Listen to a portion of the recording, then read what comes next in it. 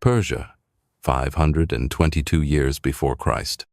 The scorching eastern sun illuminates the royal palace of Susa, where young King Cambyses II, son and successor to the legendary Cyrus the Great, is about to administer justice as brutal as it is symbolic. Before the assembled court, an old and trembling man awaits his fate. His name is Sisamnes, a royal judge of Persia, and he will soon enter history as an example of punishment that will echo through millennia to remind us of the dangers of judicial corruption. The screams that will soon reverberate through the palace halls will mark not only the end of a man but the beginning of a legend. That of the judge whose skin was stripped from his living body to upholster the chair where his own son would continue his legacy. How did a respected authority meet such a terrible fate? To understand, we must return to the moment when Sisamnes committed the fatal error that would seal his sentence.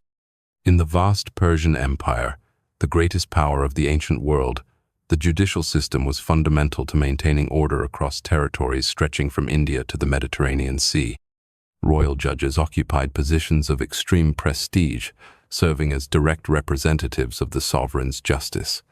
Sisamnes had served for decades in this crucial role, adjudicating disputes, judging criminals, and arbitrating conflicts between nobles and merchants.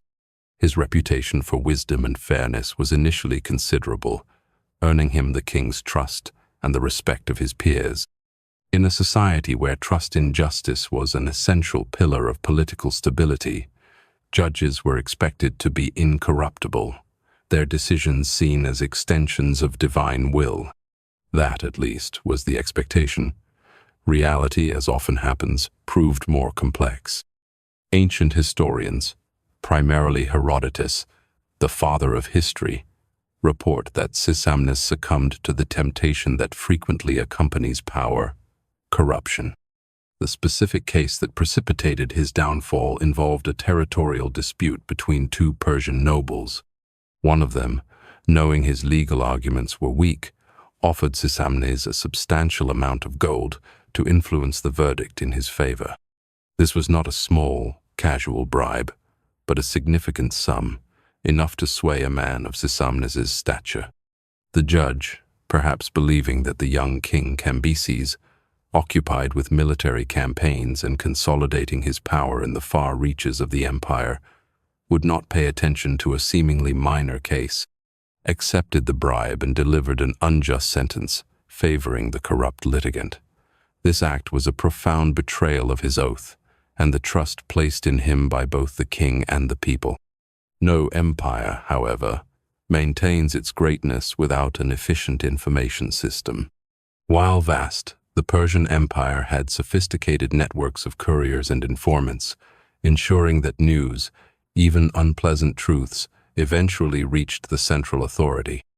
What Sisamnes did not know was that one of the scribes present at the trial was loyal to the nobleman who had been wronged by the corrupt decision. This scribe meticulously gathered irrefutable evidence of the bribe, perhaps financial records, witness statements, or even a direct confession obtained through clever means, and, demonstrating remarkable courage, indirectly accusing a powerful royal official, presented it to King Cambyses. The king had recently returned from a triumphant campaign in Egypt, where he had successfully annexed the ancient kingdom into the Persian Empire, consolidating his authority and demonstrating his military prowess. His mind was sharp, and he was acutely aware of the need for internal stability. Cambyses II was not known for his clemency. The son of Cyrus the Great, founder of the Persian Empire, and considered a relatively magnanimous ruler by the standards of the time, Cambyses had ascended the throne determined to prove he could be as ruthless and decisive as his father had been visionary. Unlike Cyrus, who was known for his policy of cultural tolerance and benevolent rule, Cambyses' reign was marked by a more severe and sometimes erratic temperament, particularly after his return from Egypt, where some accounts suggest he engaged in acts of sacrilege against Egyptian deities. Heir to a colossal empire, he was resolved to demonstrate that justice under his reign would be swift, unwavering, and exemplary. He understood that even minor acts of corruption, if unpunished, could erode the foundations of his vast dominion, leading to disunity and rebellion. Upon receiving irrefutable evidence of Sisamnes's corruption, Cambyses did not hesitate. He ordered the immediate arrest of the judge and summoned the entire royal court, including nobles, military commanders, and foreign dignitaries, to witness the trial. This was not a private investigation, but a public demonstration of royal power and justice. The symbolism could not have been clearer. He who should judge would now be judged, and there would be no appeal for his sentence. Sisamnes was dragged into the great hall of the palace where the king himself, embodying the supreme authority of Persian law and acting as the ultimate judge, presided over the session. Witnesses were heard, sworn testimony taken, and evidence presented. The judge, confronted with the overwhelming proof, confessed his crime. The confession only intensified the king's fury. Cambyses saw Sisamnes's corruption as a dangerous threat to his judicial system, one that needed to be eradicated decisively. His sentence: death by flaying, a public execution held within the palace grounds for maximum impact. The horrific punishment had an additional, calculated layer of cruelty. Sisamnes's skin would be used to upholster the judicial chair his own son, Otanes, would inherit. This wasn't just punishment. It was a permanent, living symbol. On the morning of the execution, the palace courtyard swelled with nobles, merchants, scribes, and foreign diplomats, all summoned to witness this grim display of royal justice. A palpable tension, a mixture of horror and morbid fascination, filled the air. Sisamnes was led in chains, his dignity already stripped by the terrifying fate awaiting him. At the courtyard's center, a wooden table stood, surrounded by braziers heating the executioner's tools, their metallic gleam adding to the chilling atmosphere. The Persian method of flaying was a refined process in its brutality, designed not just to kill, but to inflict prolonged agony and to preserve the skin. It wasn't simply about tearing off the skin, but doing so methodically, meticulously, keeping the victim alive and conscious for as long as possible, and preserving the skin in a single, usable piece for later purposes. The executioners, specialists in prolonging suffering beyond what seemed humanly bearable, began their work with clinical precision. First, careful incisions were made along Sisamnes's body on his back, chest, and limbs, following the contours of his muscles. Hot water was poured over his skin to soften it and facilitate the excruciating procedure. Then, with special tools resembling spatulas or curved knives, the executioners began to carefully separate the skin from the flesh, inch by agonizing inch. Sisamnes's screams echoed throughout the palace grounds, carrying far beyond the courtyard walls. Some of those present, unable to stomach the gruesome sight and sounds, fainted outright. Others turned their faces away, unable to bear the spectacle, or wretched. But Cambyses remained impassive, his gaze fixed, observing the punishment he himself had ordered, ensuring that the message was conveyed with absolute clarity. Persian justice would be unwavering, incorruptible, and the price for its betrayal would be unbearably severe. The complete flaying process could last for hours, depending on the skill of the executioners and the victim's endurance. Death, when it finally came, resulted from a combination of massive traumatic shock, catastrophic blood loss, dehydration, and hypothermia. For without the protection of skin, the body rapidly loses heat and fluids. According to Herodotus's accounts, Sisamnes remained conscious throughout much of the process, his suffering amplified by the chilling, horrifying understanding that his own skin would serve as a permanent, grotesque reminder of his crime. After the judge's death, his skin was carefully treated with salt and other preservatives, transformed into supple, durable leather through processes similar to those used for animal hides. This human leather was then meticulously used to upholster the judicial chair, where his son, Otanes, would now exercise the very same function as his father. The image is almost inconceivable to modern sensibilities. A son forced to sit daily on the skin of his own father, administering the same justice that his progenitor had so grievously corrupted. It was a constant, tangible reminder of the fragility of power and the absolute demand for integrity. Your boss isn't asking for family leather on the office chair, right? Subscribe, it's less creepy, we promise. It is important to note that, according to Herodotus, the appointment of Otanes was not an act of gratuitous additional cruelty in itself, but rather a strategic choice laden with profound symbolism. In Persian tradition, important positions often passed from father to son, and Otanes was likely already being groomed to eventually succeed Sisamnes, having probably served as an apprentice or assistant. Cambyses, in appointing Otanes to his father's position, not only followed this established tradition but cleverly transformed Sisamnes's horrific punishment into a perpetual, visceral lesson for his successor and for all judges of the empire. The message was chillingly clear. Judicial corruption was not merely a crime against individual litigants, but an existential attack on the very structure and moral authority of the Persian state. Always remember, Cambyses is famously said to have told Otanes during his investiture, his voice perhaps resonating with cold authority, "Upon what leather you sit when pronouncing your judgments." How Otanes coped with this grotesque inheritance isn't known, but Herodotus notes he later became a respected governor, perhaps shaped by his father's fate.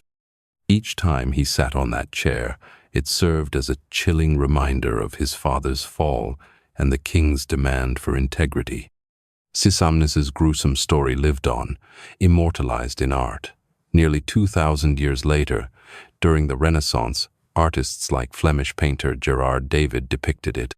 His 15th-century diptych, The Judgment of Cambyses, commissioned for the Bruges town hall, graphically shows Sisamnes flaying. A small, poignant detail in the painting shows Otanes seated on the chair, upholstered with his father's skin, a constant visual lesson. It is worth noting that the choice of this theme to decorate a town hall was no accident. During the Renaissance, the story of Sisamnes was reinterpreted as a powerful warning about the dangers of judicial corruption and the absolute necessity for honest magistrates. Places where judges and public administrators worked often displayed representations of this story as a constant, stark reminder of the consequences of corruption. Other artists who portrayed the theme include Willem Isich van Swanenburg, who in 1607 created an impressive engraving based on a drawing by Joachim Vtwyl, again showing Cambyses ordering the flaying of Sisamnes with Otanes already seated on the chair, covered with his father's skin, emphasizing the continuity of the lesson. Even in the modern era, the story of Sisamnes continues to exercise considerable symbolic power.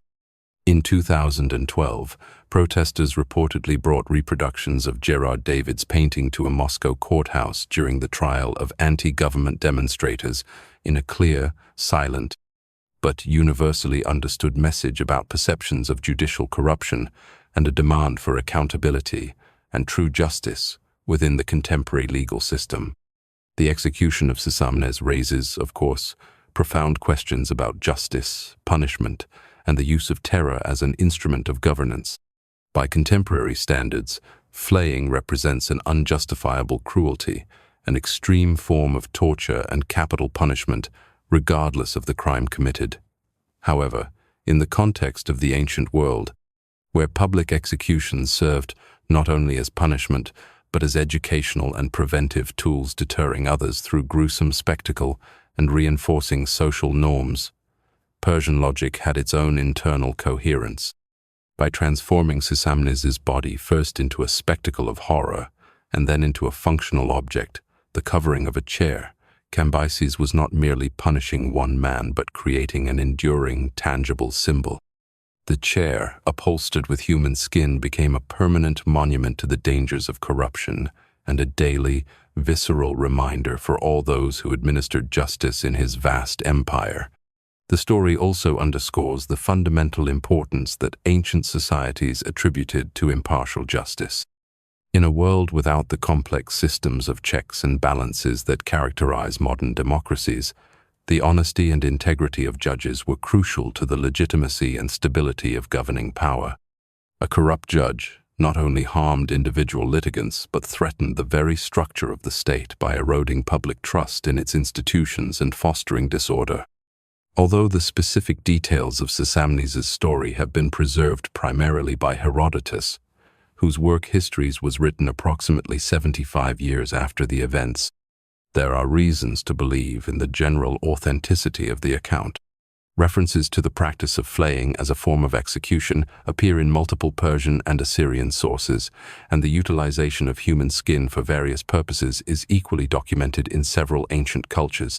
Moreover, the didactic and symbolically charged character of the punishment aligns with what we know about Persian practices of justice and demonstrations of royal power. For a multi-ethnic empire that encompassed vast territories and diverse cultures, public and memorable demonstrations of power were essential instruments of governance, reinforcing obedience and respect for royal authority across diverse populations. The historical figure of Sisamnes and his terrible fate remains one of the most vivid and disturbing examples of judicial punishment from antiquity. Whether as a historical character or as a powerful symbol, the flayed judge continues to remind us of the perennial ideals of impartial justice and of corruption as a fundamental betrayal of public trust.